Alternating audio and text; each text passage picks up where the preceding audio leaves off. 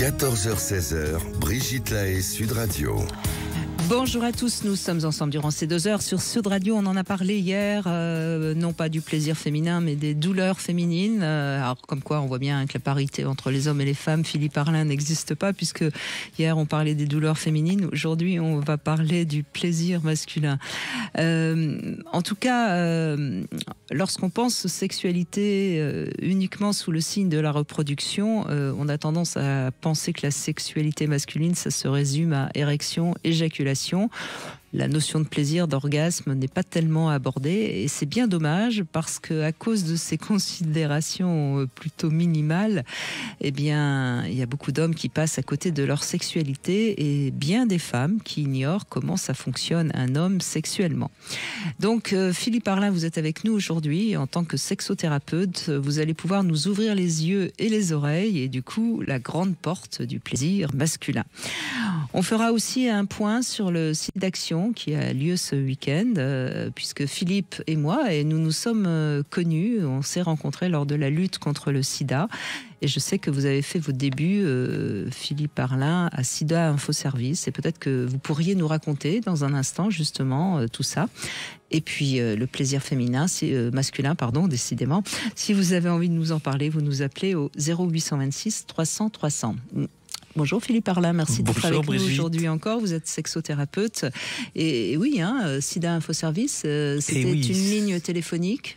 Alors, Sida Info Service, qui existe toujours, est un numéro vert, un numéro d'appel pour les gens. Alors, ça a été très important à l'époque où les gens étaient en questionnement par rapport aux prises de risques, par rapport au VIH. Donc, on ne savait pas trop quelles étaient les pratiques à risque, dans quel délai il fallait faire les tests, où on pouvait aller pour faire un test, où on pouvait trouver des préservatifs. Enfin, toutes ces infos autour de la maladie, du risque de contamination et tout.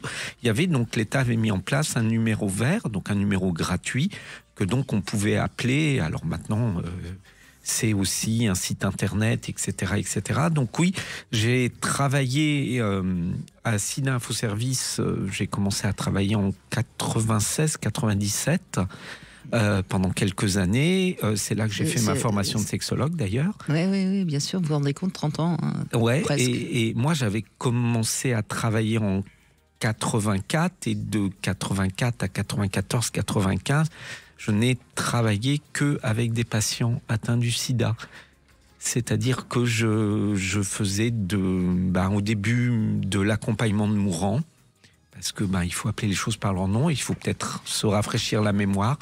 C'est que jusque dans les années 96, début des années SIDA, 84, 85, enfin vraiment, on mourait. Et donc j'ai accompagné des malades, j'ai donc suivi. C'est comme ça que et j'étais dans la lutte et dans l'engagement, dans les assos. C'est comme ça qu'on s'est croisés. Voilà, parce qu'au début il n'y avait aucun traitement. La seule chose, c'était le préservatif qui préservait de la contamination. Rappelons-le, parce qu'aujourd'hui on a beaucoup avancé. Ça n'a plus rien à voir, mais c'est plus quelque chose qui fait terriblement peur, même si ça existe encore. Voilà. Et on s'est rencontrés, alors je me souviens plus du tout, j'étais en préparant l'émission hier soir, je me disais mais comment, je sais qu'on s'est rencontrés mais je me souviens plus. Alors, je pense que c'était, alors il y a eu 2 choses, on a fait des émissions web. C'est ça, sur Canal Web. Sur Canal Web, excusez-nous, ensemble. On les vieux pots, là, c'est pas grave, ça va passer. Comme ça, et vous m'aviez interviewé, sur des cassettes vidéo de films que vous vouliez qu'il y ait un clip au début des films. Oui, c'est ça. De façon à ce qu'il y ait un clip de prévention, et vous étiez un peu la première à avoir proposé ça. Et on avait collaboré là-dessus. C'est la même époque où on a fait Canal Web et tout. Voilà, c'est ça. Donc c'était bien à ce moment-là. Voilà. Et moi, c'est vrai que c'est cette maladie qui m'a amené là où je suis aujourd'hui. C'est-à-dire, j'ai été du côté des malades, mais j'étais aussi du côté de la prévention. J'ai travaillé dans plein d'assos. Et il y a un moment, travailler sur la sexualité, ça devenait indispensable. Et comprendre ce qui se passe et accompagner les gens dans leur sexualité... Voilà, ça s'est imposé à moi et je suis donc maintenant sexologue depuis 2000. Et d'ailleurs, on avait remarqué, je sais que vous avez aussi travaillé dans les clubs libertins avec. Oui, bien sûr, puisque je travaillais pour des associations, dont une qui s'appelait Couple contre le sida, absolument. Et on n'intervenait que dans les clubs et dans les milieux libertins. Mais on avait remarqué à cette époque, et je pense que c'est toujours pareil aujourd'hui, c'est que plus on est à l'aise dans sa sexualité, mieux on se protège en fait, en quelque sorte. Oui. Moins on est dans le pulsionnel, plus on est dans la capacité à anticiper. Plus donc dans l'anticipation, on peut prévoir un préservatif, on peut prévoir d'éviter de prendre un risque, on peut prévoir une contraception, on peut prévoir plein de choses.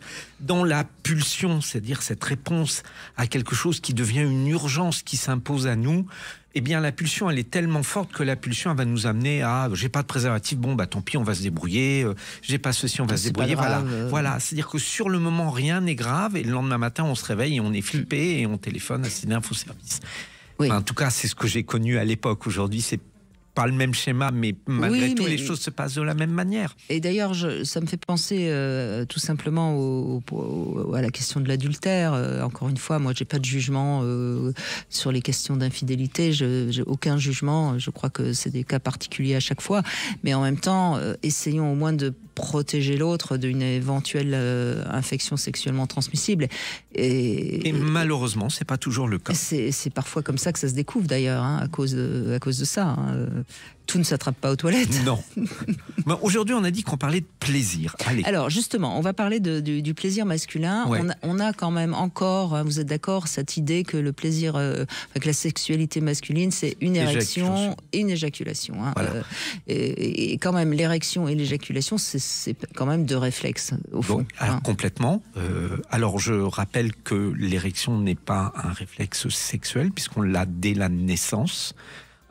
C'est un réflexe physiologique qui va être associé à un processus sexuel. D'où l'érection du matin, d'ailleurs. L'érection du matin qui n'a rien de sexuel. Et donc, en gros, si on devait réfléchir, l'homme apprend à ne pas bander. Il apprend tout au long de sa vie, il va apprendre à ne pas bander, c'est-à-dire il va apprendre à contrôler ses érections pour qu'elles ne se manifestent pas n'importe quand, à une occasion non souhaitable ou parce que c'est la caresse de quelqu'un dont on ne souhaite pas. Donc on apprend à contrôler nos érections. Pour les gens qui ont des problèmes d'érection, c'est intéressant de se rendre compte que, en fin de compte, on a construit en nous quelque chose qui contrôle cette érection. Et donc quand elle disparaît, c'est pour ça qu'on est autant en panique, parce que on ne sait pas la faire venir, on sait l'empêcher de se manifester. Mais elle est là depuis le début. Et on mélange un peu trop souvent, et c'est pour ça que je trouve intéressant de faire cette émission, on croit que parce qu'un homme éjacule, il a forcément joui, voire même il a forcément eu un orgasme. C'est pas aussi génial que ça dans la réalité, côté masculin. Voilà, vous voulez dire qu'il y a de temps en temps des petits... Il y a de temps en temps... Une petite fuite. J'ai envie de dire, il y a de temps en temps, ça soulage une tension. Mais vraiment, ça n'a rien de plus. Et ça veut pas dire que c'est pas agréable, soulager une tension, c'est très agréable. Oui, aller faire pipi, c'est très agréable, par exemple. Tout à fait. Moi, ce que j'ai envie aujourd'hui, c'est qu'on puisse enrichir justement la sexualité masculine, non pas les pratiques, mais ce qui se passe en termes de plaisir dans le corps, pour qu'on puisse, y compris nous les hommes, mieux comprendre et peut-être mieux profiter de cet organe qui est, même si on l'a sous les yeux, malgré tout un peu mystérieux dans son fonctionnement et dans sa capacité à nous amener du plaisir.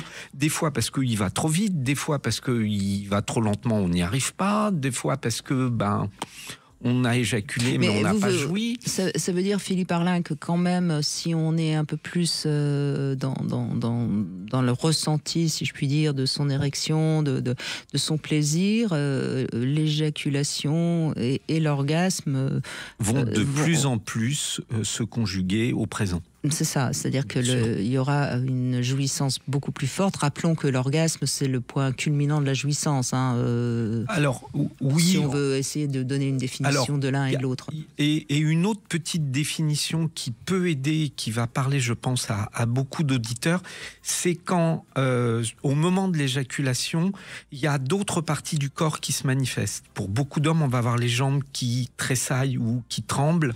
On va avoir des secousses aériennes ailleurs dans le corps. Il y a vraiment des gens qui se plient et qui se déplient quand ils éjaculent.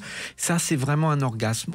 On peut de manière assez simple dire que l'orgasme va envahir le corps alors que la jouissance et le plaisir vont se limiter à une sensation au moment de l'éjaculation. C'est assez chouette parce que c'est assez simple, mais c'est extrêmement parlant. L'orgasme, c'est vraiment un plaisir qui s'est décalé. Il n'est pas que dans le pénis. Il y a vraiment quelque chose qui nous envahit. Et on va voir que c'est très important parce que justement, l'homme doit apprendre à faire l'amour avec autre chose que son pénis et à découvrir comment dans son corps, il y a des zones érogènes, comme chez la femme, il a des tétons, il a différentes zones comme ça que certains connaissent très bien, d'autres à tort ignorent ou les ont stimulés une fois et comme rien ne s'est passé, disent que ça marche pas. Et voilà, enrichir les sensations, vous avez tout à fait raison, c'est de plus en plus associé éjaculation à orgasme. Et puis il y a la prostate et on en parlera après. On verra bien de tout ce qu'on va parler. En tout cas, on en parle pendant 2 heures de ce plaisir masculin et dans un instant, c'est Patrick qui va prendre la parole. 14h-16h, Brigitte Lahaie, Sud Radio. Philippe Parlin, sexothérapeute, est avec nous et nous évoquons le plaisir masculin. Et Patrick, on vous écoute. Racontez-nous votre plaisir. Bonjour Patrick. Bonjour Brigitte et bonjour Philippe. Bonjour Patrick. J'ai beaucoup aimé l'introduction de l'émission parce que ça résume bien beaucoup de choses. Moi, je dirais que finalement, oui, pour avoir l'orgasme, un vrai orgasme, il faut faire l'amour. Je pense que par la masturbation, j'arrive à avoir du plaisir, mais je n'arrive pas à avoir un orgasme rarement, finalement. Et donc, c'est d'être avec l'autre. Et je dirais que moi, peut-être que j'en sens du plaisir. Et maintenant, c'est du plaisir par 2 biais. C'est par le plaisir de ma partenaire. C'est en gros, ça m'est déjà arrivé d'avoir, on fait l'amour et elle jouit. Et au moment de sa jouissance, moi, c'est une sorte de tension qui tombe et j'ai comme si j'avais eu une éjaculation, mais que d'un seul coup, ça y est, j'ai eu beaucoup de plaisir aussi. C'est assez étonnant, mais ça m'arrive assez régulièrement.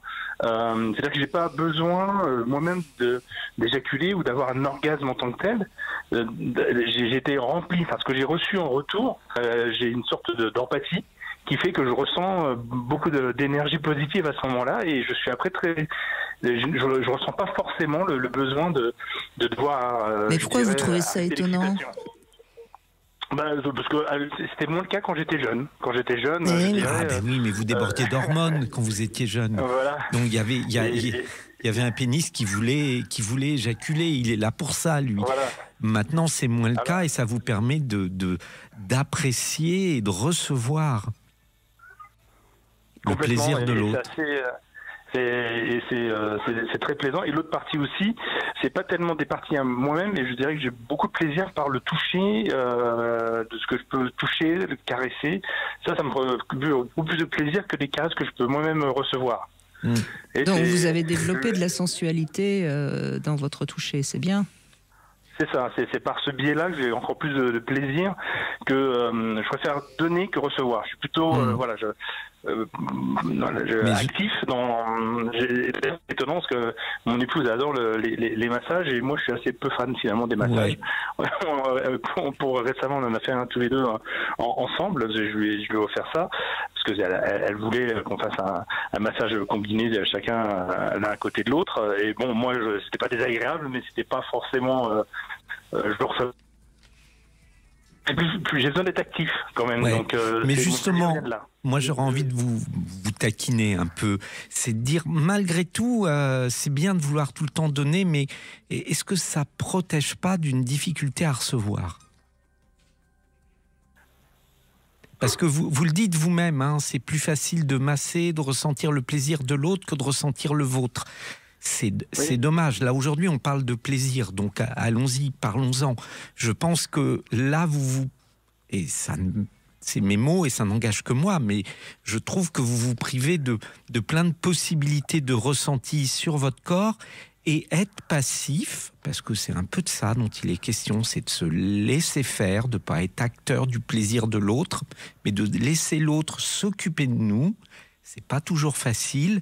Mais quand on arrive à s'y abandonner, je peux vous assurer que votre plaisir à vous, il serait intense. Je ne dis pas que ça doit remplacer ce que vous vivez, mais je dis que c'est dommage que vous vous donniez pas l'envie d'explorer ça. Prenez votre temps, ça peut ne pas marcher tout de suite, mais vous allez voir petit à petit, le corps ne demande qu'à s'éveiller. Par contre, il ne va pas s'éveiller juste parce qu'on le caresse une fois. Si parce qu'il a été caressé une fois, on lui dit « Ah bah oui, bah non, je ressens rien, allez hop, on passe à autre chose ». Le plaisir, ça se mérite. Donc il y a des corps qui ont besoin d'être entraînés, d'être sollicités régulièrement pour, au bout du compte, nous offrir la récompense. Mais c'est là où on voit bien, encore une fois, Philippe Arlin, que lorsqu'on parle de l'homme actif, la femme passive, on enfonce des portes ouvertes. Oui. On entend bien, Patrick, vous êtes un homme, donc forcément l'acte, l'agir est essentiel. Et ce qui est bien, c'est que vous êtes passé de votre pulsion testostérone excessive au plaisir de l'autre, ce qui est déjà énorme. Au plaisir de donner du plaisir à l'autre, donc ça c'est formidable. Mais en effet, être un petit peu plus réceptif à ce qu'on peut vous apporter, d'autant que je pense que votre femme serait ravie aussi de vous faire plaisir. Ça peut vous permettre encore mieux, je vais être un petit peu maligne, hein. Ça vous permettra de comprendre encore mieux comment satisfaire l'autre, de savoir recevoir. D'accord. Je vais essayer, mais c'est vrai que mon naturel étant c'est plutôt dynamique. Mais le naturel de tout être humain est d'aller par où ça marche. Ok ?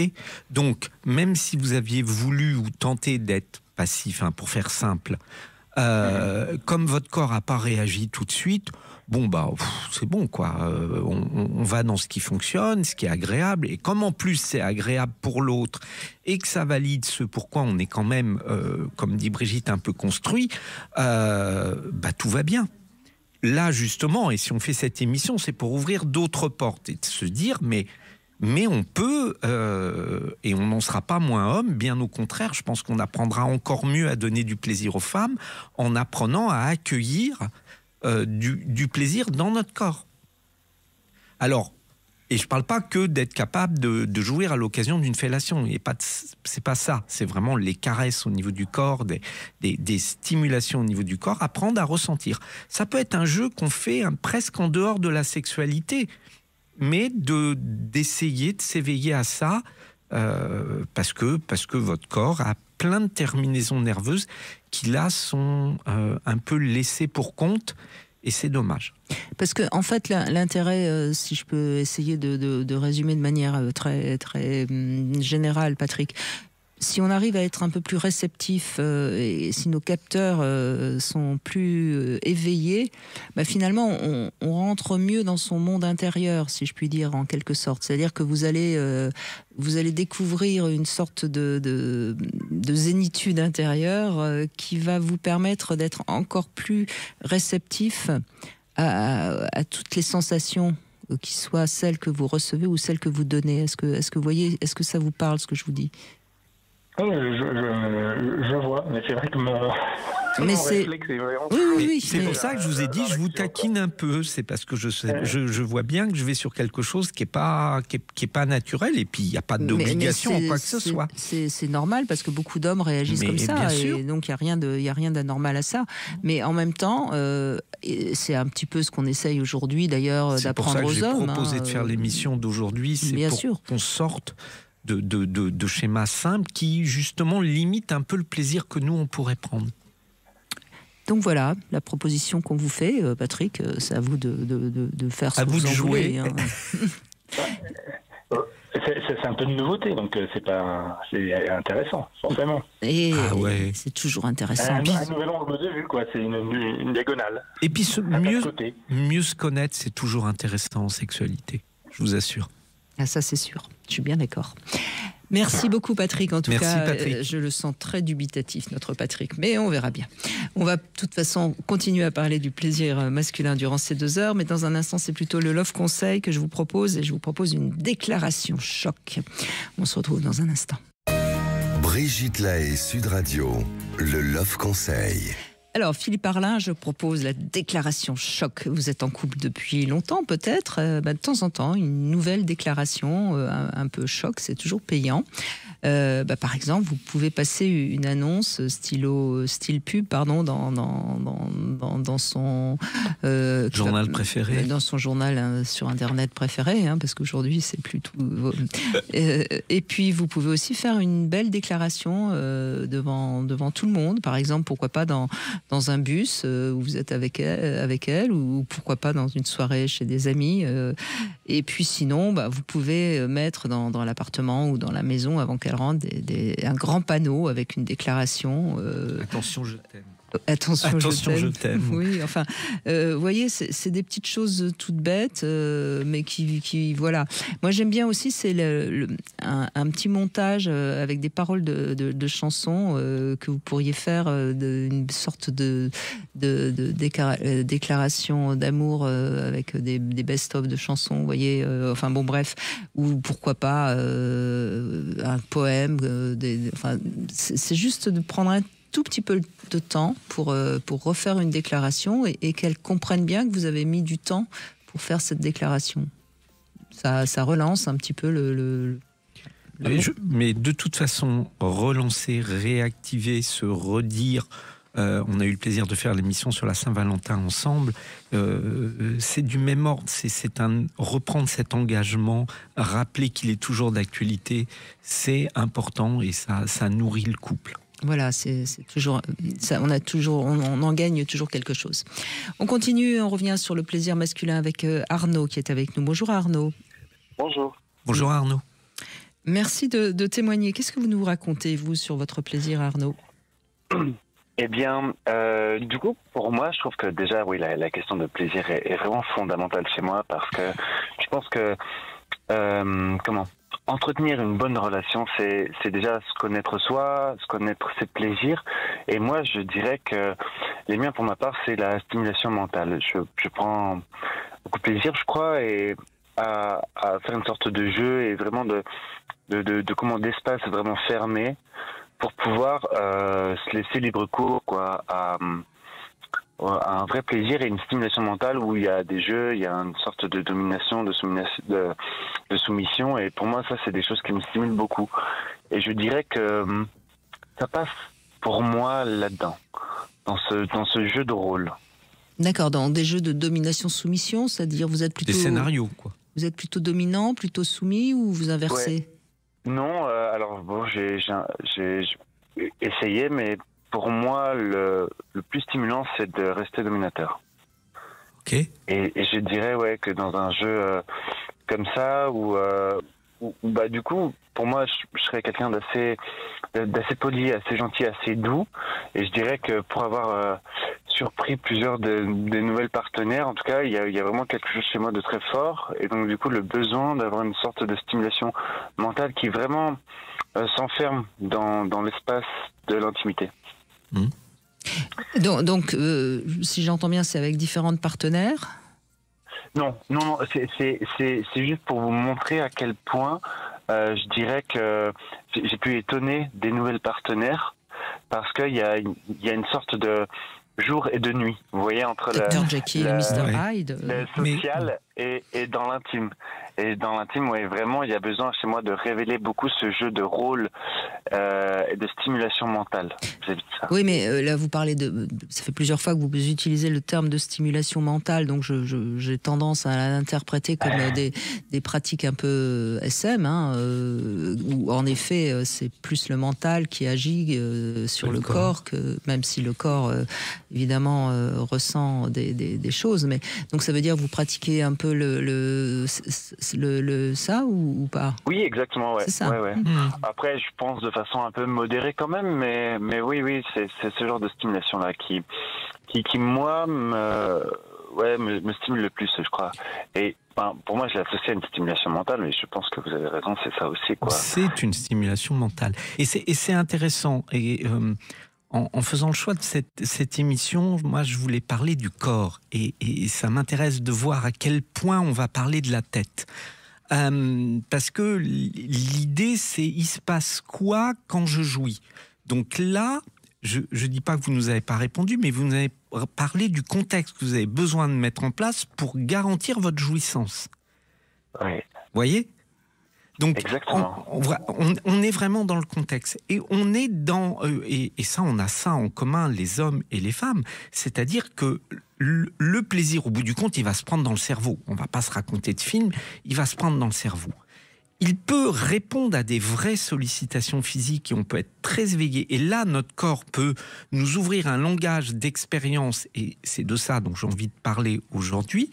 Mais pour certains, comme le corps est muet, peut-être c'est pas le corps qui est muet, mais notre tête qui est sourde, peu importe, mais en tout cas ça communique pas bien, on crée le plaisir au niveau de la tête. Donc on fantasme des choses. La réalité du plaisir, on va prendre un exemple féminin de la grosse bite ou du sexe extrêmement développé, c'est pas tant physiologique que plus fantasmatique, c'est-à-dire l'idée de cette puissance qui possède, qui pénètre, de la force, de la virilité. Enfin, voilà, c'est plus ce qu'on va se représenter de l'autre que la réalité des sensations que ça va provoquer. Et donc là, on est sur deux plaisirs, et je ne dis pas qu'un est meilleur que l'autre, bon, simplement, il y en a un, il est cérébral, et dans le cérébral, on peut créer tout ce qu'on veut, et vous le faites très bien, vous créez votre bulle, vous créez vos scénarios qui vous permettent d'arriver à la jouissance. Et souvent, on va y trouver une expression de BDSM, parce que c'est ce qui permet, quelque part, justement, de scénariser pour échapper au corps. Et moi, ce que j'ai envie d'emmener ou d'apporter, c'est de dire, le corps, lui, il est capable, y compris chez un homme, donc chez les hommes comme chez les femmes, de donner plein de plaisir, que ça soit l'éjaculation, que ce soit l'orgasme, que ça soit la stimulation des zones érogènes, que ça soit la stimulation de la prostate, etc., etc. Mais pour essayer d'aller plus vers ce que Arnaud témoigne, parce que votre démonstration est formidable et j'adhère à 100%. Mais on voit bien chez vous, Arnaud, que quelque part, c'est la vision de ce que vous faites subir à l'autre, qui est évidemment tout à fait d'accord. Bien sûr. J'imagine bien qu'il n'y a pas de problème de ce côté-là, qui vous fait avoir une jouissance au niveau du cerveau. Mais il y a certainement quelque chose à comprendre. Après, si vous n'avez pas envie de comprendre, je ne vous invite pas spécialement à aller fouiller là. Mais il y a certainement une sorte de stimulation dans votre corps, de voir ce que vous faites subir à l'autre. Est-ce que je suis claire ? Oui, bien sûr. Je pense qu'il y a ça, et je pense que même c'est émancipateur de quelque chose où moi je me réserve le privilège de ne pas manquer à l'autre dans un contexte social, d'être vraiment à l'écoute, d'être vraiment quelque chose qui est de l'ordre pour moi de l'intelligence sociale. Et pour moi, c'est comme si c'était une sorte de balance. Et dans l'intime, dans cette bulle enfermée, et bien entendu dans une manière où il y a du consentement, consenti, eh bien, il y allait avoir quelque chose de très intense. Et pour moi, c'est important d'avoir ce contexte-là, et je dirais que c'est vraiment libérateur, émancipateur. Oui, et bien qui sûr. passe, par, mais dans les pratiques, dans ces pratiques SM, pour simplifier, il y a souvent quelque chose qu'on exorcise de sa propre personnalité. Et j'entends bien que ça vous fait l'équilibre entre votre capacité à être particulièrement aimable, gentil dans la vie courante, et puis vous endossez un rôle différent dans votre sexualité, oui. Ouais, exactement, c'est ça. Et après, vous avez raison, oui, cette stimulation mentale crée une sorte d'excitation durant l'acte et un plaisir ultime, où bien sûr, je peux pas le faire à chaque fois non plus, quoi. Il n'y a pas une sorte d'extrême tout le temps, mais je dirais que pour aller vraiment vers cette extase, alors j'ai besoin de cette stimulation mentale. Là, le cerveau, il va jouer un rôle d'amplificateur. C'est vraiment un ampli. C'est la différence entre lire une musique et lire une musique avec un ampli. Là, vous amplifiez, et c'est ce qui permet de faire exploser le premier son qui est votre plaisir ressenti. Là, vous le démultipliez, votre cerveau devient la caisse de résonance à travers le scénario que vous avez créé, et c'est ce qui va vous amener votre jouissance ultime. Et à mon avis, au fil du temps, vous raffinez, vous êtes dans un raffinement de plus en plus pointu, je suppose, dans cette pratique. Bien vu. Bah oui. Je pense qu'à partir du moment où on s'essaye à quelque chose, je pense qu'on devient peut-être un peu plus exigeant, je crois. Et voilà, oui, peut-être on affine. Ouais. Ben, c'est-à-dire que quand on est dans une fantasmatique particulière dans la sexualité, on pourrait presque dire qu'à ce moment-là, on en fait un art. Et quand on fait un art, en général, on se perfectionne. Oui. Hein. Et puis là, on voit bien le travail du cerveau. On voit bien le travail qui va affiner le scénario, travailler sur des nuances, des subtilités. Et voilà, faut pas qu'il y ait de fausses notes pour que ça résonne parfaitement bien. Et vous travaillez la partition de mieux en mieux. Oui, et puis dans ces pratiques-là, il y a beaucoup de créativité. Hein, bien sûr. Et c'est d'ailleurs plus compliqué d'être le dominateur que le soumis, parce que c'est le dominateur qui doit trouver, qui doit faire preuve d'imagination. Mais bien sûr, mais on le voit bien encore une fois que là, le dominateur, il met en scène quelque chose, et c'est pas les sensations qu'il va avoir dans son corps qui vont l'amener à son plaisir, mais c'est ce qu'il a réussi à construire, c'est cette construction. Il jouit de cette mise en scène sexuelle et de la jouissance ultime que ça lui provoque. Oui, ça va, on vous a bien reçu, Arnaud, c'est bon. C'est parfait, hein. Moi j'adhère complètement, mais on sent que vous parlez de choses aussi dont... ça vous parle, quoi. Enfin, je veux dire. Oui, j'ai également été visiter cette partie de la sexualité, bien sûr, parce que je crois que ça fait partie de la sexualité, et c'est ridicule de ne pas le comprendre, parce que ça fait partie de la sexualité, évidemment, et bien sûr. Et je pense que c'est très important de savoir de quoi on parle quand on fait ce genre de métier. Et effectivement, d'avoir un minimum d'expérience, voilà. Mais on sent en tout cas la poésie et cette passion-là, du coup, c'est très chouette. Mais parce que je crois que la sexualité, c'est, en tout cas pour moi, comme ça qu'elle va... Qu'elle résonne. Ouais, exactement. Oui, mais vous avez trouvé votre caisse de résonance, et il n'y a rien à... Donc, du coup, c'est génial. Absolument. Merci de ce témoignage, Arnaud. Merci beaucoup. Merci, Arnaud. On fait une petite pause, on se retrouve dans un instant. 14h-16h, Brigitte Lahaie, Sud Radio. Philippe Arlin est avec nous, sexothérapeute. On parle de la sexualité masculine qui est beaucoup plus variée qu'on ne le croit ou qu'on ne l'imagine ou qu'on ne l'entend. Et c'est intéressant, évidemment. Plaisir masculin. Oui. Encore plus que leur sexualité. Parce que leur sexualité n'est pas toujours si variée que ça. Non, d'accord, mais enfin... mais bon, Stéphane, qu'est-ce que vous nous en dites, vous ? Bonjour. Bonjour Brigitte, bonjour à votre invité Philippe. Bonjour Stéphane. Bonjour. Après oui, effectivement c'est très très varié, et en tout cas pour ce qui me concerne, c'est vrai qu'il y a, j'ai presque envie de dire plus de plaisir, j'appellerais cérébral, voilà, pour prendre j'ai pas un terme très approprié, mais voilà, c'est pas forcément entraîner le plaisir de l'acte en lui-même, voilà, préliminaire, pénétration, éjaculation, voilà. Vous voulez dire que les hommes n'ont pas qu'un pénis, ils ont aussi un cerveau, Stéphane ? Peut-être certains. Non, la question c'était de savoir si les deux étaient au même endroit. Visiblement non, mais, voilà. Mais l'un fonctionne aussi avec l'autre, on voit bien que voilà, quand il y a des problèmes au travail ou à l'extérieur, des fois le sexe marche un peu moins bien, ou il y a moins d'envie, ou ça marche un peu moins bien, donc c'est que les deux sont quand même un petit peu liés, non ? Ah complètement. Si votre cerveau veut pas, vous pourrez faire tout ce que vous voulez en bas. Faudra quand même que le corps qui crie très fort pour que on arrive à prendre le dessus du cerveau. Mais c'est possible, c'est d'autant plus possible avec les jouets, parce que les sensations qui vont être reçues sont tellement fortes que ça peut arriver à faire taire le cerveau. Mais c'est vrai que si on a la tête prise, on va avoir du mal à se laisser aller au plaisir. Voilà.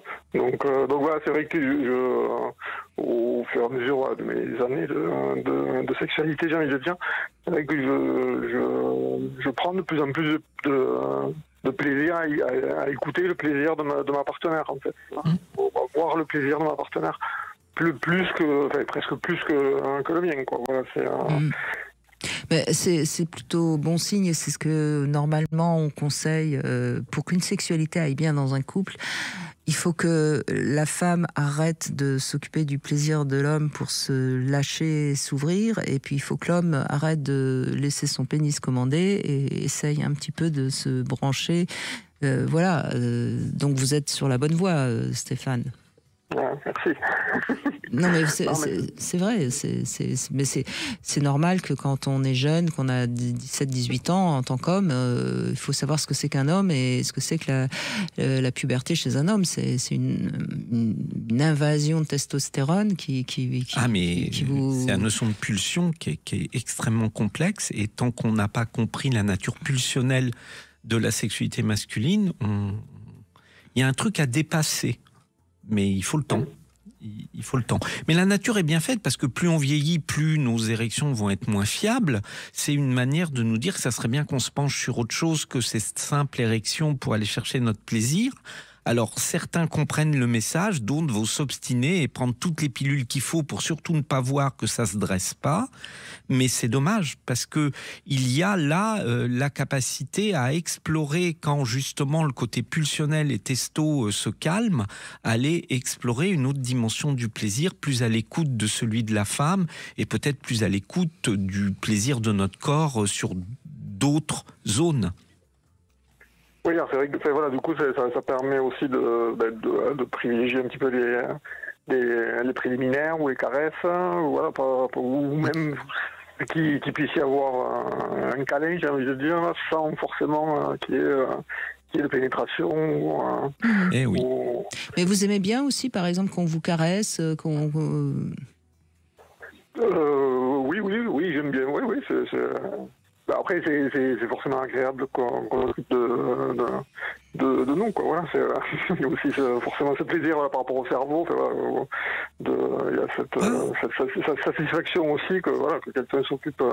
Pas pour tout le monde, donc c'est bien que vous le disiez, parce que notre premier auditeur nous disait que lui, ça ne l'intéresserait pas plus que ça, qu'on s'occupe de lui. Lui, ce qui l'intéressait, c'était s'occuper de l'autre.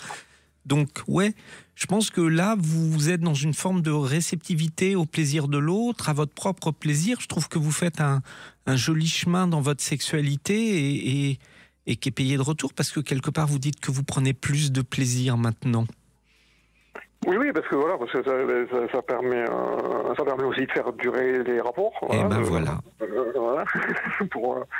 Pour ceux qui, je me considère pas comme un éjaculateur précoce, mais après voilà, c'est vrai qu'il n'y a pas une endurance qui dure des heures et des heures, mais donc voilà. C'est peut-être pas non plus ce que vous demande votre partenaire. Hein, Oui, c'est clair, mais bon voilà, après c'est vrai qu'aussi pour les hommes qui se sentent un peu une problématique dans ce domaine-là, c'est aussi un moyen de faire durer le plaisir de l'autre et son propre plaisir à soi. Parce que c'est vrai que pour nous, les hommes, quand on a éjaculé, joui ou pas, eu un orgasme ou pas, il y a quand même vraiment quelque chose qui retombe et qui met quand même un peu fin au rapport sexuel, au moins dans les 5-10 minutes qui suivent. Donc c'est vrai que on n'a pas forcément ni envie ni intérêt à ce que ça vienne trop vite, parce que c'est quand même une baisse. Le rideau tombe pour nous un peu quand même. Hein. Donc oui, plus ça tient, mieux c'est. Ça peut aussi être un moyen de prolonger. Voilà, de prolonger un petit peu. Mais est-ce que vous avez remarqué, Stéphane, que lorsque justement vous avez la capacité à avoir des préliminaires un peu plus longs, avoir un temps plus long avant le coït, et puis avant finalement éjaculer, est-ce que vous avez remarqué que votre jouissance est meilleure ? Elle est meilleure dans le sens où elle est plus, elle est plus perceptible. Voilà. c'est moins mécanique. Voilà, ça paraît moins mécanique. Voilà. Après, effectivement, on éjacule. Voilà, est-ce que le terme c'est plus voluptueux, ça vous irait? Oui, c'est ça. Oui, voilà, c'est ça. Hein. Ouais, c'est plus intense, voilà, c'est mieux. C'est à la fois plus profond, plus voluptueux et moins puissant dans le sens libération que peut y avoir. Réflexe, en fait, moins réflexe, exactement. Et oui, voilà. C'est moins mécanique, voilà.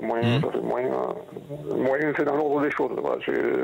Ça arrive, c'est fait, merci. Voilà. Oui. Mais d'ailleurs, ça me fait penser à une chose qu'on devrait dire et que je dis aussi aux femmes d'ailleurs. C'est pour ça que c'est si important que la masturbation soit pas une masturbation trop mécanique, parce que sinon, en effet, on a un orgasme assez réflexe. Et c'est valable aussi pour les femmes d'ailleurs. Hein. Plus on laisse la masturbation nous envahir peut-être avec un peu plus d'imaginaire, avec un peu plus de lenteur, si je puis dire, mieux c'est aussi pour s'ouvrir à quelque chose de moins réflexe. Hein. Mais là aussi, il faut prendre son temps. Beaucoup trop d'hommes comme de femmes se masturbent pour se libérer d'une tension. Mais vraiment se libérer d'une tension. Les femmes avec lesquelles je parle et qui me parlent de leur masturbation disent qu'elles se connaissent très bien, donc en 2 minutes c'est plié. Mais je pense qu'elles ont raison quand elles disent 2 minutes. Donc on évacue, surtout avec certains jouets. Voilà, on évacue une tension, on n'est absolument pas dans la conscience et dans l'échange et dans le partage avec son corps. Encore une fois, on soulage une tension et nous les hommes, on est souvent dans nos masturbations trop focalisés sur cette éjaculation. Il y a l'expression de se vider les couilles, c'est vraiment voilà, et il n'y a pas cette éducation à prendre du plaisir. Et ça induit aussi certains réflexes chez certains hommes de rapidité, parce qu'ils n'ont pas appris à apprécier le pendant. Donc comme leur cerveau est habitué à aller chercher l'éjaculation, c'est évident que quand ils se retrouvent dans un rapport sexuel, il y a toutes les conditions favorables et le cerveau fait ce qu'il croit qu'on lui demande. Donc il faut s'éduquer à ressentir le plaisir indépendamment de l'éjaculation et à apprécier ces moments-là. En tout cas, c'est le chemin qu'a pris Stéphane, et merci de votre témoignage, Stéphane. Ça ouvre peut-être le chemin à d'autres qui nous écoutent. Alors voilà, on parlera dans la deuxième heure un petit peu du SIDAction, mais j'ai déjà une devinette qui évoque les préservatifs. Je vous la propose. Allez-y. Philippe Parlin. Alors écoutez bien, c'est un homme qui demande des préservatifs noirs dans la pharmacie. Alors le pharmacien s'étonne un peu parce que le noir s'amincit. En règle générale, les hommes n'aiment pas spécialement porter des préservatifs noirs. Alors pourquoi demande-t-il des préservatifs noirs? J'attends votre réponse après les infos. 14h-16h, Brigitte Lahaie, Sud Radio. On continue durant cette deuxième heure à évoquer le plaisir masculin avec vous, Philippe Parlin. Vous êtes sexothérapeute, je le répète. On peut aussi évoquer un peu quand même le SIDAction qui a lieu à partir d'aujourd'hui jusqu'à dimanche. On va donner la parole à Alexandra Guérin qui s'occupe de préservatifs. Mais d'abord, je voudrais la réponse à ma devinette. C'est un homme qui demande des préservatifs noirs. Pourquoi lui demande le pharmacien et qu'est-ce qu'il répond? Vous n'avez aucune idée, évidemment. Non. Écoutez bien. En fait, parce qu'il a promis à son épouse qu'il porterait le deuil jusqu'au bout. Donc, pour porter le deuil de son épouse... Jusqu'au bout. Il porte des préservatifs noirs. Voilà, Brigitte, il faut prendre un week-end, là. Pourquoi? Moi, je la trouve mignonne. Mais oui, elle est mignonne. Bon, alors. Et puis au moins, on parle des préservatifs. C'est important à l'occasion de ce SIDAction. Alexandra Guérin, bonjour. Bonjour. Merci d'être avec nous. Vous êtes responsable qualité et réglementation chez Terpan, une marque de préservatifs. Mais d'abord, on va faire un petit point sur le SIDAction. Il y a quand même encore 17% de nouvelles découvertes de séropositivité concernant les jeunes de moins de 25 ans en 2023. C'est quand même pas rien. Et 30% des moins de 25 ans s'estiment mal informés. C'est quand même beaucoup aussi. Ça voudrait dire qu'un tiers des jeunes sont pas assez informés sur la prévention. On pourrait dire ça. Alors oui, c'est énorme. Pour compléter les chiffres, on a quasiment sur plusieurs études depuis 2-3 ans, quasiment la moitié des jeunes qui disent ne pas porter occasionnellement, voire jamais de préservatif lors de leur rapport sexuel. Ce qui explique en partie les 17% de nouveaux cas, comme vous le disiez. Et sur le manque d'information, oui, on a depuis plusieurs années normalement des séances d'éducation à la sexualité qui doivent avoir lieu dans les établissements scolaires. C'est 3 séances par an et beaucoup d'étudiants disent ne pas avoir eu ces 3 séances par an. Et lorsqu'ils les ont eues, au moins 20% des jeunes déclarent ne pas être assez bien informés. Donc ça s'explique par la timidité à poser des questions devant ses camarades, ça s'explique par des renseignements qu'on va chercher sur Internet qui n'est pas forcément la meilleure des réponses, ou un cercle familial dans lequel on peut ne pas être à l'aise pour poser également les questions. Et oui, on en est là, et pourtant, c'est pas faute d'essayer de donner les informations, mais c'est vrai qu'il n'y a plus de pub concernant la prévention contre le VIH. Il n'y a plus de pub, et puis il y a un tollé médiatique, il y a un nombre de conneries de dites sur ce qui serait fait lors de ces cours d'éducation à la sexualité. On a plein de gens qui s'opposent à ça. À tort, parce que franchement, si on n'éduque pas, eh bien on voit les résultats, et on sait, nous, les anciens qui avons connu justement une époque où malgré tout on était bombardés de spots, d'informations, que ce soit à l'école ou ailleurs, et c'est quand même là qu'on a eu les meilleurs taux de prise en compte des moyens de protection. Donc l'information, elle est importante, et il y a encore des jeunes aujourd'hui, moi j'ai encore une info bien pire, qui ne sont même pas au courant de ce qu'est le VIH. Donc il faut vraiment insister, se battre pour que ces cours qui sont prévus aient lieu, parce qu'ils sont extrêmement importants justement pour éduquer et pour éviter cette ignorance qui ne peut être que nuisible à la santé. On parlera d'ailleurs de l'éducation à la sexualité lundi avec Samuel Comblaise. Alors Alexandra Guérin, vous travaillez pour cette marque de préservatifs Terpan. C'est des préservatifs qui sont, rappelons-le, remboursés par la Sécurité sociale pour les jeunes de moins de 25 ans depuis le début 2024, donc ça c'est une information quand même importante, donc y a pas, on peut plus prétexter que ça coûte cher, puisque c'est... Alors, je vous invite même à le répéter, puisque beaucoup de jeunes encore ne savent pas que ce dispositif existe. Alors répétons-le, pour les moins de 25 ans, les préservatifs sont gratuits. Je précise même moins de 26 ans. Moins de 26 ans, vous pouvez vous rendre avec la carte vitale ou avec une pièce d'identité pour les mineurs en pharmacie, demander une boîte de préservatifs masculin ou féminin. Voilà. Oui, même le préservatif féminin. Oui, depuis janvier 2024, le préservatif féminin a rejoint le préservatif masculin dans les dispositifs de gratuité en pharmacie. Et c'est important aussi de le préciser, puisque autant certains jeunes ne connaissent pas le dispositif, autant sur le préservatif féminin, encore beaucoup de pharmaciens ne savent pas qu'il est lui aussi remboursé et pris en charge par l'assurance maladie. Et pourtant, c'est un dispositif très utile pour les femmes, pour leur permettre de prendre en main leur sexualité et leur prévention surtout. Oui, quand les hommes ne veulent pas mettre de préservatif. Oui, parce qu'il y a parfois des hommes qui refusent le préservatif, et à ce moment-là, elles peuvent mettre le préservatif féminin. Alors, je disais, Terpan, c'est pas une marque de préservatif, excusez-moi, c'est bien une société, une PME française qui a été créée en 1986. J'ai beaucoup travaillé avec Terpan. Oui, pour faire face à l'urgence sanitaire du sida en 86, c'est le moment où... Et vous collaborez avec notamment Médecins sans frontières, et puis vous allez dans plus de 250 établissements scolaires pour faire justement... pour parler de la prévention, parce qu'on parle beaucoup du sida, évidemment, puisque c'est le SIDAction ce week-end, mais il y a quand même aujourd'hui aussi beaucoup d'IST qui sont en recrudescence, Alexandra Guérin. Oui, elles sont en forte augmentation. Ça fait partie des récentes études qui ont montré ces chiffres-là, puisque aujourd'hui, les jeunes pensent que le VIH, ça se soigne, on peut vivre avec, ça fait plus peur.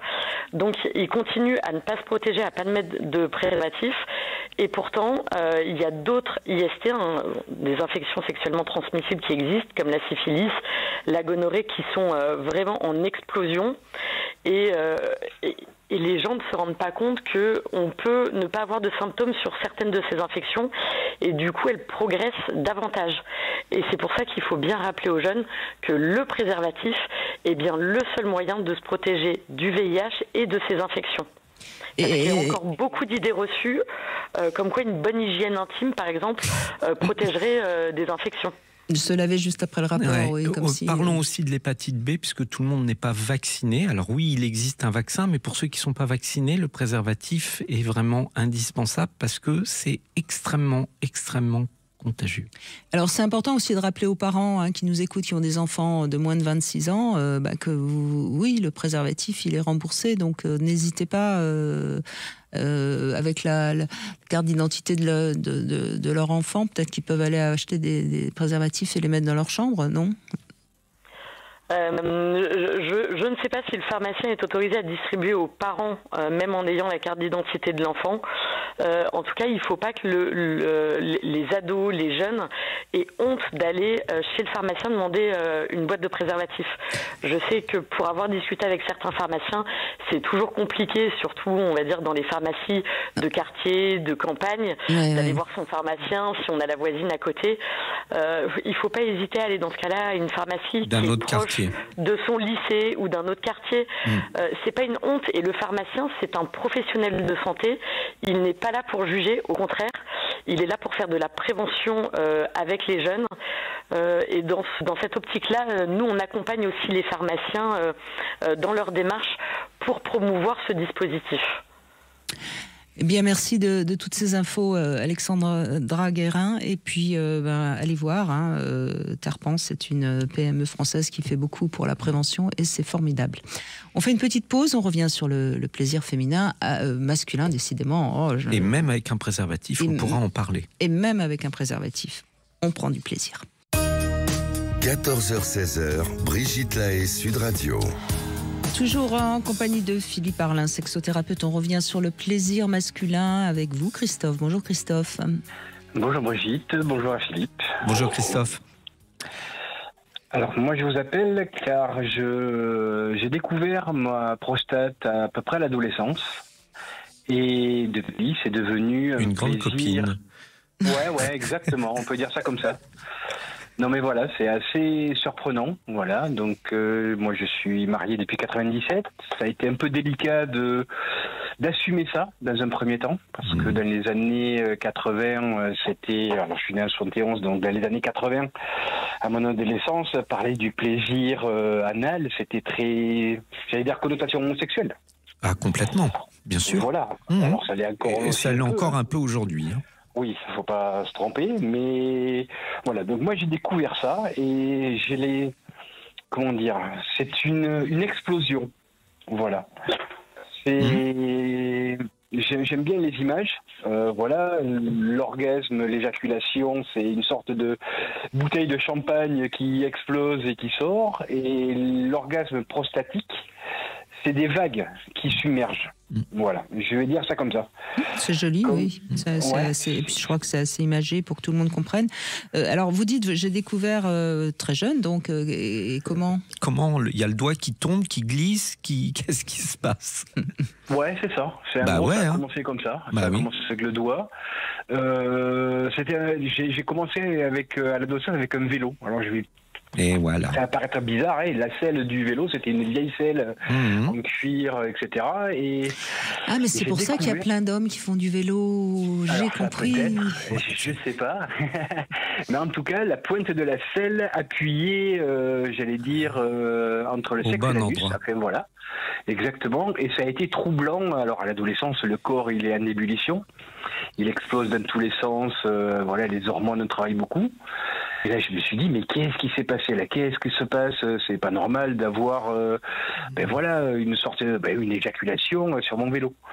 Voilà, c'est pas possible. Qu'est-ce qui s'est passé Je ferai pas de jeu de mots avec les pédales. Hein. Ah non. Ouais. Brigitte. Non mais c'est vraiment à partir de là que ça a été une découverte. Donc voilà, la prostate, on peut la stimuler de l'extérieur sans pénétration anale. Et oui. Voilà. Et ça, il y a peu de gens qui le savent. Et je voulais en faire le scoop aujourd'hui, et c'est bien que ce soit vous qui le fassiez. Il y a un point, ce qu'on a dans la tradition chinoise, un point G. Et non, on l'appelle la porte secrète, et c'est très proche de l'anus, c'est plus vers le pénis. Et ce point, si on appuie dessus, on peut toucher la prostate, donc depuis l'extérieur. Et pour toutes les personnes qui ont peur de se stimuler la prostate parce qu'ils n'ont pas envie d'aller mettre le doigt à cet endroit-là, ce que je peux comprendre. Et en plus, c'est au niveau du périnée, en quelque sorte. Oui, c'est au niveau du. C'est vraiment au. Il y a une partie dure derrière les testicules, voilà, et on va juste derrière, juste avant l'anus. Derrière, il y a ces creux. Et si on enfonce, là, on est directement, on touche la prostate. Et pour tous ceux qui sont bloqués psychologiquement, de l'extérieur. Donc, et c'est la selle du vélo qui a appuyé ce... Voilà. Donc quand on a peur de salir le doigt ou d'aller mettre un doigt, et en plus il y a cette idée de franchir le sphincter, ce qui n'est pas toujours agréable de franchir le sphincter. Là, on a un point d'accès facile, et qui peut vraiment venir stimuler. Donc les excuses de « Ah non, j'ai pas envie d'aller y mettre les doigts », eh ben ça marche pas, parce qu'il y a un raccourci direct à l'extérieur, droit vers la prostate. Donc messieurs, vous n'avez plus d'excuses. Soit vous vous mettez au vélo et vous sculptez votre selle de façon à ce qu'elle tape au bon endroit, soit eh ben, vous trouvez un objet un peu correct qui appuie à cet endroit-là, et vous pouvez stimuler votre prostate. Ou une partenaire. Ou une partenaire, bien sûr. Mais si on veut d'abord explorer sur soi. Bien sûr. Tout à fait. Après, c'est plus efficace avec un petit objet ou un doigt. Pour moi, hein, alors. Mais pour tout le monde, mais ça permet de découvrir. Voilà. Tout à fait. Voilà. Alors, pour une première découverte, c'est ça, de l'extérieur, de sentir la sensibilité de la prostate. C'est assez troublant dans le plaisir, dans la zone érogène. Parce qu'après la nuit, c'est une zone érogène aussi, mais ça, c'est encore autre chose. Mais vraiment, la prostate, alors il y a des petits jouets qui vibrent, qui sont un peu magiques pour ça.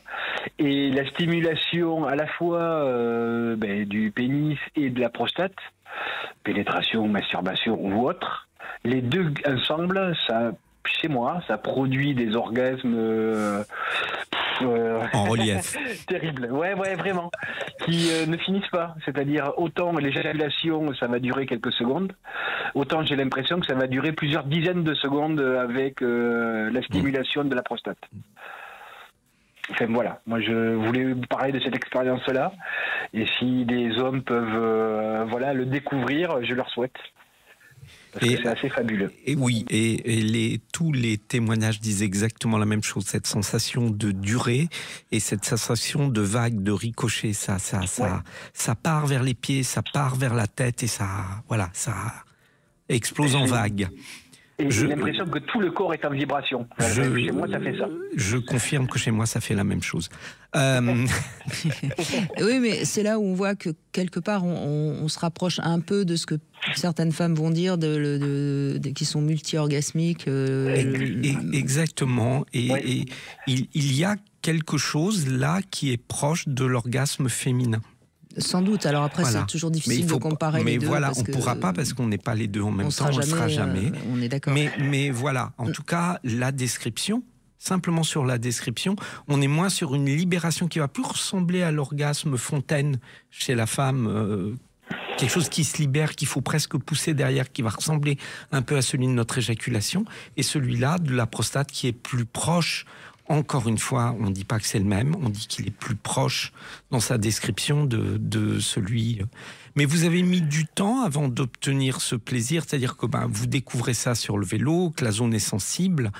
Entre ce moment-là et la stimulation, ça a mis du temps, ou vous avez eu l'impression que dès que vous avez stimulé, ça a répondu ? Ça a été assez rapide. Je m'en rappelle plus exactement, mais ça a été assez rapide et alors une sensation comme si j'allais faire pipi, au niveau de l'éjaculation, sans aucune stimulation de mon sexe, de mon pénis ou d'autres parties de mon corps, juste la prostate. Il y a une drôle de sensation qui monte, et si en même temps je stimule mon pénis, c'est encore plus fabuleux. Mais je vais dire que c'est une sorte de tabou d'en parler à mon épouse. Il m'a fallu un peu de temps pour lui avouer que je prenais du plaisir à me faire chatouiller la prostate, entre guillemets, si on peut dire ça comme ça. C'était assez délicat. Ben, on en parle depuis très peu de temps. Moi, je dirais maximum 10 ans du plaisir prostatique. Il y a ce fameux jouet, la Rhénos, là, je crois que c'est ça. Hein. Mais c'est vraiment un sujet, c'est encore un sujet un peu complexe. Donc c'est bien que vous en parliez, Christophe, et que Philippe puisse. Et ces sensations-là, elle est tout à fait normale. La prostate est donc reliée à l'urètre, puisque c'est par là que le sperme va être évacué. Donc votre prostate, quand elle est stimulée, vient agir sur votre urètre. Donc elle agit comme votre urètre, c'est par là que vous urinez, donc les sensations vont être les mêmes. Donc ça vient chatouiller à l'intérieur du pénis comme si on allait uriner. Donc ça, c'est vraiment le résultat d'une stimulation de la prostate. Mais voilà, après on se découvre au fur et à mesure et on sait, moi j'ai 53 ans, je sais ce qui me fait du bien. Mais c'est vrai que la découverte de son corps, pour moi, c'est essentiel. Le plaisir, et pour pouvoir donner du plaisir, il faut que je puisse en recevoir aussi dans plein de facettes de mon corps. Voilà, j'ai pas simplement une zone érogène qui s'appelle le pénis. J'ai tout un corps aussi, comme les femmes peuvent avoir différentes zones érogènes. Voilà, et je trouvais ça important de pouvoir le partager et de pouvoir le dire sur votre radio et votre antenne à tous les hommes qui écoutent. Et je suis pas du tout homosexuel ou attiré par les hommes. Non, mais ne confondons pas, encore une fois, le plaisir qu'on ressent et l'orientation sexuelle, c'est-à-dire le désir qu'on va avoir pour un homme ou pour une femme. Ça n'a rien à voir, et c'est bien, et votre témoignage est très clair, et franchement, merci, parce que moi, j'ai rien envie d'ajouter. Moi, j'ai juste une question subsidiaire. Est-ce que vous avez les tétons sensibles? Pas tant que ça, très peu. D'accord. Non, pas trop. Bon. J'ai essayé, mais non, la simulation, c'est... essayer de toucher un peu, frotter, non, c'est pas sensible chez moi. Bon, en tout cas, il a tout essayé, Christophe, bravo. Non, j'ai pas tout essayé. Non, mais bravo. Alors, un petit conseil, parce que comme vous êtes quand même éveillé à vos ressentis, continuez à les stimuler, n'hésitez pas à utiliser un glaçon, à pincer, à mettre du chaud, à mettre du froid, et je vous le souhaite, en tout cas, que les tétons s'ouvrent à vous. Parce que il faut stimuler, et quand on a un corps déjà capable de ressentir sur d'autres zones, vous avez plus de chances qu'à force de stimuler, ça finisse par parler. Bon, on verra. Merci Christophe. Rendez-vous dans 2 ans. Merci Christophe, merci beaucoup en tout cas. On fait une petite pause, on se retrouve avec notre sexo-conseil, et puis on va parler également de comment gérer l'agressivité dans notre société. À tout de suite. Brigitte Lahaie, Sud Radio, le sexo-conseil. Alors Philippe Arlin, j'ai préparé un sexo-conseil sur la panne d'érection. Pourquoi on a des pannes d'érection? J'ai fait une petite recherche, parce que le mécanisme de l'érection est plus complexe qu'il y paraît, et il y a quand même des causes aux pannes d'érection. Ce ne sont pas que des causes psychologiques, évidemment. Il y a quelques raisons neurologiques qui sont évidemment souvent les plus graves, mais heureusement les moins fréquentes. Alors il y a malheureusement aussi les fameuses fuites veineuses qui font qu'il n'y a pas d'érection du tout, mais ça c'est chez les ados, et c'est quelque chose qui aujourd'hui s'opère. Alors il y a une mauvaise qualité des artères qui peut nuire aussi à l'érection, et ça c'est souvent un premier indice d'un risque d'infarctus. Cardiovasculaire. Donc c'est à pas surveiller. C'est pas à négliger. Alors chez les diabétiques également, il peut y avoir des problèmes d'érection au bout d'un certain temps, donc pas trop de sucre dans votre café, si je puis dire. Les cas d'hypertension artérielle, donc attention notamment à la cigarette, qui augmente l'hypertension artérielle. Après une opération de la prostate, il peut y avoir évidemment aussi des pannes d'érection, voire plus d'érection du tout. Ça, je crois qu'on en parle souvent. Qu'est-ce que j'ai? Alors, il y a des médicaments aussi qui peuvent avoir une influence momentanée sur l'érection, notamment les anxiolytiques. Et ça, ce serait bien que les médecins préviennent dans ces cas-là, ou les psychiatres. Alors, évidemment, il y a aussi le stress, les soucis. On en a déjà parlé tout à l'heure, qui peuvent avoir une importance sur les érections. Alors, ce qui est quand même toujours intéressant à dire, c'est qu'une panne qui n'est pas comprise, ça va entraîner une angoisse et du stress, et qui va donc entraîner d'autres pannes. Et puis à un moment donné, ça devient un vrai drame. On s'enferme dans la panne. Voilà, donc je crois, je vous êtes assez d'accord avec ça, ce qu'on dit toujours, une panne un jour, ça n'a aucune d'importance. Si c'est une panne à répétition, il faut pas traîner, parce que plus on attend, plus ça va être compliqué. Il faut consulter très vite. Alors je prêche un peu pour ma paroisse, mais je trouve que consulter un sexothérapeute en premier, c'est mieux. C'est pas la peine d'aller forcément vers les examens de l'urologue. Le sexothérapeute est déjà habilité à entendre s'il s'agit de maladies physiologiques ou si on est sur une problématique psychologique. Si c'est physiologique, il orientera évidemment vers le médecin compétent, mais c'est quand même que dans 20% des cas, dans 80% des cas, la cause de la panne d'érection, elle est contextuelle. Et ce qui est important, c'est justement de désamorcer ce contexte le plus vite possible pour que ça ne dégénère pas en une espèce de perte chronique d'érection. Parce que ça devient compliqué à traiter. Voilà, vous allez poser les bonnes questions à l'homme. Le sexothérapeute va vraiment vous permettre de vraiment assez vite voir s'il s'agit de quelque chose de physique. Et après, si on a soupçon de quelque chose de physiologique, il y a des examens précis à faire et ça permettra de gagner du temps. Voilà, donc c'était important de faire un petit point justement sur les pannes d'érection. Nous avons Jérôme Palazzolo qui est en ligne avec nous. Bonjour Jérôme. Bonjour Brigitte.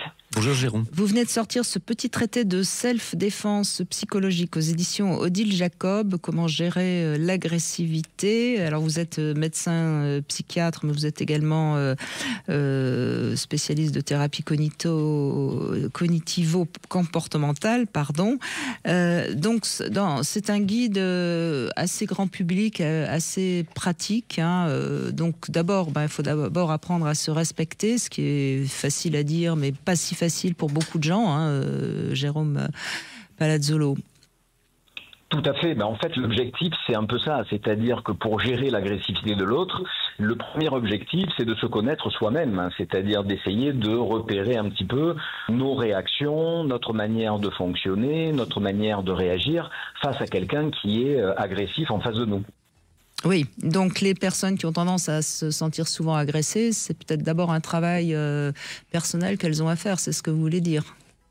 En tout cas, pour éviter de réagir face à l'agressivité. Parce qu'en fait, il y a un phénomène qui est bien connu en neurosciences qui s'appelle le phénomène des neurones miroirs. C'est-à-dire qu'on a souvent tendance à reproduire un comportement qu'on voit en face. Donc si vous avez quelqu'un en face de vous qui est agressif, vous allez naturellement avoir tendance, vous, à répondre par de l'agressivité. Et le souci, c'est que après, c'est un peu une échelle qui grimpe d'un côté et de l'autre. Donc le but, c'est d'arriver justement à prendre assez de distance, assez de recul par rapport à cette agressivité qu'on vit. Dans un second temps, ça sera important d'analyser le comportement de l'autre, mais dans un premier temps, c'est déjà important de voir comment on réagit, qu'est-ce qu'il en est. Après, des signes simples, le cœur qui s'accélère, les poings qui c'est se ce que vous dites, il faut etc. se concentrer pour évaluer l'autre, mais il faut d'abord se concentrer sur soi pour évaluer l'autre. Complètement. Alors, j'aime bien aussi vous insister sur le visage. Tout se lit sur le visage, nos émotions, et donc forcément les émotions de l'autre. Complètement. Après, c'est de toute façon la dynamique qui est mise en œuvre par les mentalistes. C'est-à-dire que les mentalistes, on pense souvent qu'ils lisent en nous, etc. En fait, ils lisent pas du tout en nous, ils lisent sur nous. C'est-à-dire que, en fonction de nos réactions, en fonction de nos mimiques, on va transmettre un message. C'est ce qu'on appelle le langage non verbal. Et vous pouvez avoir quelqu'un qui est agressif en face de vous, que cette personne parle français, chinois, anglais, ce que vous voulez, vous allez vite comprendre que la personne est agressive. Donc il y a tout un message qui passe autrement que par les mots. 70% non verbal, vous dites. Tout à fait, oui. C'est beaucoup, Et c'est énorme. Donc d'où l'intérêt justement de prendre conscience de notre attitude, de notre manière de nous tenir, de notre ton, de nos mimiques, et à partir de là, d'essayer de travailler là-dessus. Concrètement, les plus forts dans ce cadre, c'est les joueurs de poker. Hein. Ah oui, ça, c'est... On ne montre rien. Eh oui. Vous parlez aussi des mots qui blessent, hein, et c'est vrai qu'on parle toujours, quand on entend agressivité, on pense toujours au coup, mais il y a tout ce qu'on appelle les violences invisibles, et c'est vrai qu'on est parfois agressé par un collègue qui a des mots blessants, etc. Et ces mots sont d'autant plus importants qu'ils vont toucher à nos valeurs. C'est-à-dire que vous pouvez avoir quelqu'un en face de vous qui vous insulte. Si vous n'êtes pas sensible particulièrement à ça, vous allez passer dessus et puis ça va pas poser de problème particulier. Par contre, quelqu'un qui va toucher un point sensible, qui va toucher à vos valeurs personnelles, automatiquement, vous allez beaucoup plus réagir sur le versant émotionnel que sur le versant cognitif, qui est le versant de tout ce qui est réflexion, tout ce qui est prise de distance et de recul. Vous m'avez amusé avec votre marche de l'empereur. Tout à fait, tout à fait. En fait, on retrouve plusieurs profils d'agresseurs, c'est-à-dire que on peut avoir des agresseurs qui vont être agresseurs directement et qui vont vous agresser vraiment avec des mots durs. Et puis on peut avoir des tas de profils d'agresseurs qui n'ont pas l'air d'être agresseurs. Alors je parlais de plusieurs profils. Bon, il y a la marche de l'empereur, il y a l'agresseur plaisantin, il y a l'agresseur marteleur. Il y a plein de profils d'agresseurs qui en fait vont finalement vous agresser, mais sans que vous vous en rendiez compte. Par exemple, il va y avoir un exemple, l'agresseur plaisantin qui va vous dire « Ah ben tiens, elle est super jolie ta robe, mais elle va pas du tout avec ta tête ». Donc là, par exemple, c'est quelque chose où on ne sait pas si c'est un compliment ou si c'est une agression directe. Donc l'objectif, c'est savoir comment répondre à ça et comment arriver à ne pas s'énerver, parce que quelqu'un qui vous dit ça, si vous répondez par l'agressivité, c'est la double peine, parce qu'il va vous dire mais enfin t'as aucun sens de l'humour, on peut jamais rire avec toi, tu réagis mal, etc., etc. Oui, bien sûr. Alors qu'en fait, c'est une critique déguisée, mais c'est une critique. Il faut pas se leurrer. Hein, on est bien d'accord. Alors, on peut communiquer évidemment de manière verbale, non verbale, et vous parlez aussi de la communication écrite. Est-ce que justement, si on a des problèmes avec quelqu'un, on peut peut-être une collègue, par exemple, on peut peut-être lui envoyer un écrit. C'est ce que vous conseillez? Alors ça peut être intéressant, mais il faut faire très attention à l'écrit, parce que l'écrit, il n'y a pas vraiment de double sens. Donc parfois, on peut faire un trait d'humour, on peut essayer de détendre l'atmosphère, et puis finalement, ce qu'on va écrire, ça va avoir un impact très négatif sur l'autre. On le sait, parfois par des SMS ou des mails. D'ailleurs, je dis toujours, il ne faut jamais répondre trop vite à un SMS ou à un mail qui nous a agressés, parce qu'on risque de répondre de manière un petit peu agressive aussi, et ça ne fait qu'envenimer. Mais en même temps, moi, je pense que quand on reçoit quelque chose qui nous agresse, un mail qui nous agresse, laissons-le un tout petit peu décanter, relisons-le à froid et on verra plus clair, quoi. Exactement, c'est ce que les anglo-saxons appellent le stop, think and go. C'est-à-dire que quand on sent qu'on n'est pas bien, que ça va pas, dans sa tête on se dit stop, on se pose, ça dure 2 secondes, et on essaye de réfléchir, donc le mode think, c'est-à-dire d'essayer de voir quelles sont les pensées automatiques qui s'imposent à nous. En gros, je suis énervé. Pourquoi je suis énervé? Parce que je reçois ce message qui me dit fais vite de finir ton dossier, sans merci, sans s'il te plaît, etc. Et à partir du moment où j'ai conscience de mes pensées automatiques, c'est-à-dire mes pensées qui s'imposent à moi, je vais essayer de déterminer des pensées alternatives qui, elles, sont des pensées beaucoup plus réfléchies, beaucoup plus détachées. C'est-à-dire, dans ce cadre-là, je vais dire, en fait, il m'a envoyé un mail un peu sec ou un SMS un peu sec parce qu'il n'a pas le temps d'écrire, il m'a envoyé ça comme ça, il n'y a rien de grave, il n'y a rien de problématique. Et puis ensuite, au go, je continue ce que j'ai à faire. Et ça ne veut pas dire que ces pensées alternatives vont remplacer les pensées automatiques, mais ça veut simplement dire qu'on va avoir une sorte de balance, ça va les remettre en question. Parce qu'en fait, on ne remet jamais en question nos pensées automatiques. Et en général, on réagit dans l'immédiateté, et c'est ça qui est toujours négatif. D'ailleurs, vous parlez aussi des distorsions cognitives qui sont souvent qui entravent complètement la communication intéressante humaine. Et complètement. Et ces distorsions cognitives, alors je rassure tous les lecteurs, on en a tous. C'est tout à fait normal d'avoir des distorsions cognitives. Vous en avez noté 10, c'est pas rien. Donc sur les 10, on en a forcément. Mais on en a forcément, mais ça dépend du contexte, ça dépend de la situation. Le tout, c'est d'en avoir conscience et d'essayer de travailler dessus. Oui, bien sûr, bien sûr.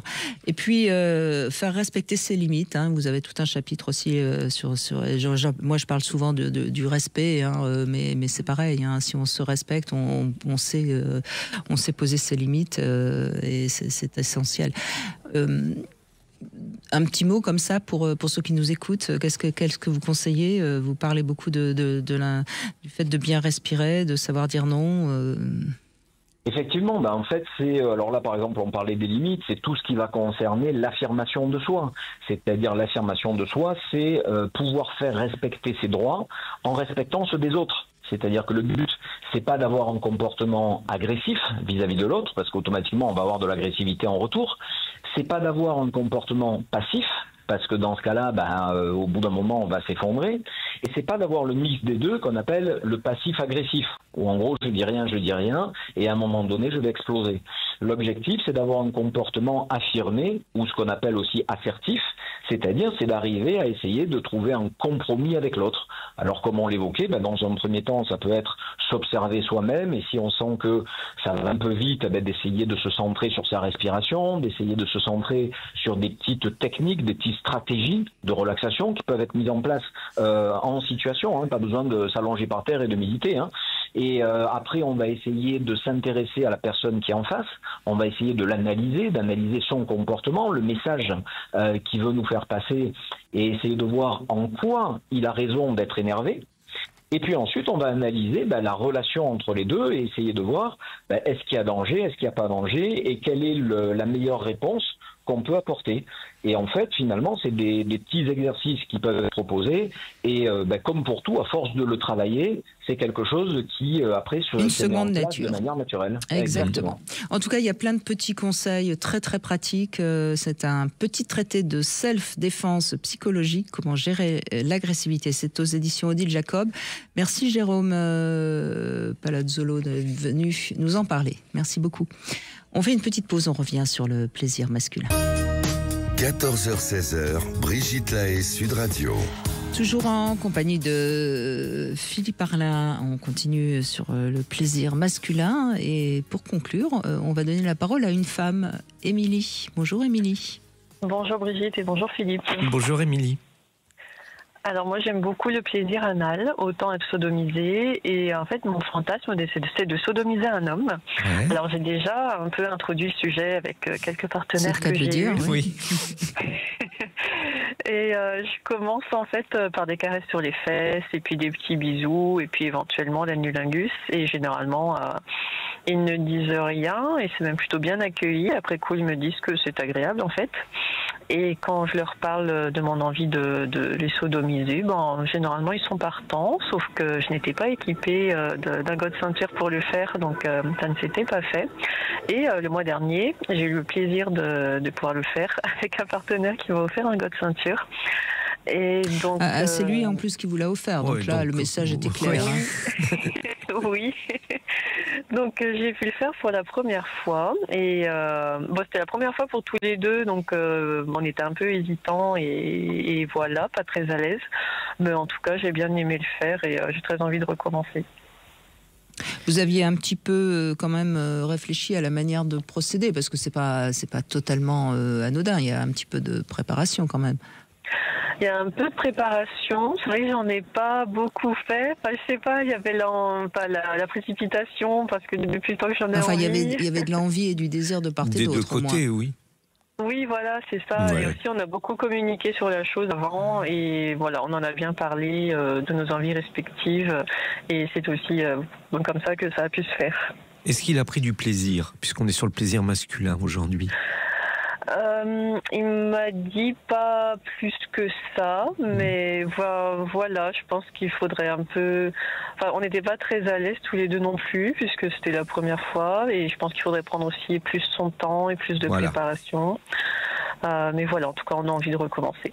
Oui, mais je crois qu'il faut différencier deux choses. C'est-à-dire, on a parlé tout à l'heure avec Christophe du plaisir prostatique et puis d'une pénétration anale. Ça n'a rien à voir. On est d'accord. Hein, Et ça, c'est intéressant parce qu'on va voir aussi la même chose sur le point G qui n'est pas forcément stimulé correctement lors d'une pénétration. La prostate, si elle est éveillée, c'est-à-dire notre auditeur d'avant qui lui nous expliquait qu'il avait régulièrement des orgasmes avec sa prostate, si il se fait pénétrer, il y a de grandes chances qu'il arrive à obtenir un orgasme de la prostate parce que comme elle est sensible, ce qui va passer à côté va suffire à déclencher l'orgasme. Par contre, si on n'a pas éveillé notre prostate, ou en tout cas déjà eu des sensations avec notre prostate, il peut passer beaucoup de choses à côté et pendant très longtemps et que ça ne déclenche jamais de plaisir. J'en veux pour preuve beaucoup de patients homosexuels passifs qui n'ont presque pas d'orgasme au niveau parce qu'ils n'ont pas pris le temps d'éveiller leur prostate. Donc c'est pour ça que je posais la question d'ailleurs s'il avait pris du plaisir. Hein. C'est parce qu'effectivement, il ne faut surtout pas qu'il soit surpris de ça. Ça ne veut pas dire que sa prostate n'est pas sensible. C'est-à-dire que si on veut la travailler, il faut d'abord la travailler tranquillement avec le doigt, lentement, et ça peut mettre plein de fois avant que ça soit vraiment sensible. Mais dans votre témoignage, Émilie, moi j'entends plus un rapport de domination-soumission, c'est-à-dire que vous avez envie de pénétrer un homme parce que c'est une relation de domination. Vous êtes celle qui domine l'homme. On inverse les rôles. Et c'est ça qui vous excite et qui vous plaît. Et cet homme avait envie d'être soumis, de se soumettre à vous dans cet acte de pénétration. Je sais pas, peut-être que c'est pas conscientisé encore chez moi. Ce que je ressens, c'est que j'ai l'envie de bourriner ses fesses, voilà, si je puis dire. Ouais. Et c'est vrai que quelqu'un d'autre m'avait parlé de son fantasme d'être soumis, et donc moi je serais en rôle de dominatrice. Et je sais pas, d'un côté ça me tente, et d'un côté ça me met un petit peu mal à l'aise d'endosser ce nouveau rôle. C'est peut-être juste le mot qui vous fait peur, hein. C'est pas forcément dominer, mais en tout cas il y a cette inversion des rôles. Il y a on va dire être active. Alors, ouais, voilà, si c'est ça. Ouais. De prendre en charge ses fesses. Vous le dites vous-même, ça vous a donné envie d'aller dedans. Oui, effectivement, être active, ça me parle mieux. Et où est-ce que ce qui vous excite, c'est de vous voir avec un pénis? Parce que ça peut être ça aussi, même s'il est artificiel. Dans l'idée, non, c'est vraiment de m'occuper de ses fesses qui m'excite. Mais après, quand j'ai mis le God ceinture pour la première fois avec mon partenaire le mois dernier, effectivement, c'est drôle d'avoir un pénis, c'était rigolo comme vision et j'ai bien aimé. Puis celui-là, il est en érection, il n'y a rien à faire, c'est top. Oui. C'est pas la même chose d'en avoir un vrai, je vous assure. Non, mais que je n'ai pas. C'est quelque chose qu'on entend de plus en plus, ce plaisir que les femmes peuvent prendre à pratiquer la sodomie sur leur partenaire. Alors effectivement, des fois juste le plaisir de pouvoir être celle qui donne du plaisir, d'être active. Des fois, ça va plus loin. On est dans la domination et dans l'inversion des rôles et l'homme est soumis. En tout cas, c'est une autre manière pour l'homme d'explorer son plaisir. Et il veut refaire ? Oui, il en a très envie, mais bon, il habite loin, donc je ne sais pas quand ce sera possible. Mais il faut un très très long pénis, alors. Ouais, là, ça fait du pénis à distance. Mais sur une application de rencontre, j'ai rencontré quelqu'un qui est très attiré par ça et qui l'a beaucoup pratiqué. Et donc voilà, on a le même fantasme, et donc vivement voilà. Vous allez devenir une championne du God ceinture. Je vous rappellerai pour vous en parler. Ceinture noire de God ceinture. Et ce que j'aime bien aussi dans l'idée, c'est de mettre l'homme à quatre pattes et de le mettre derrière lui pour bourriner ses fesses. Et vous voyez bien, il y a un côté inversion des rôles.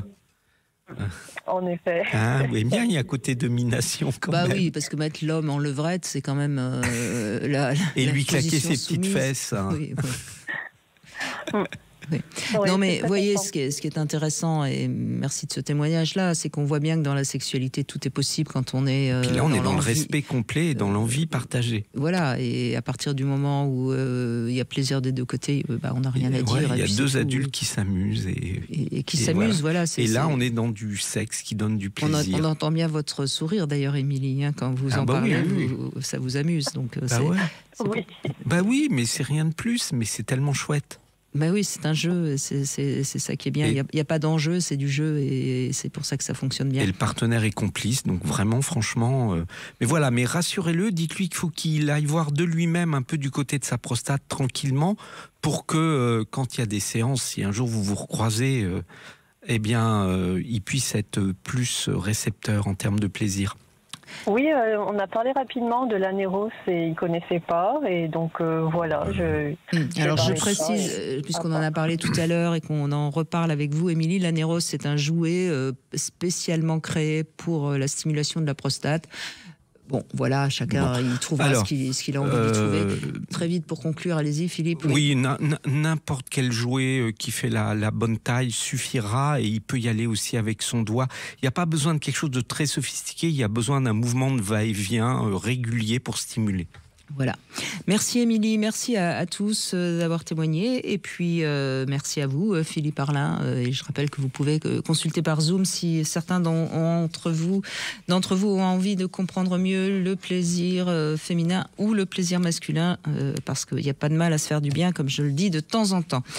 Tout de suite vous retrouvez Alexandre Delevan pour C'est votre avenir et nous serons lundi avec Samuel Comblaise. On va revenir notamment sur les questions de harcèlement parce que je pense que l'éducation à la sexualité, ça peut aussi aider sur tout ce qui est de l'ordre du respect de ses limites et c'est comme ça qu'on peut faire avancer aussi chacun dans sa capacité justement à savoir dire non.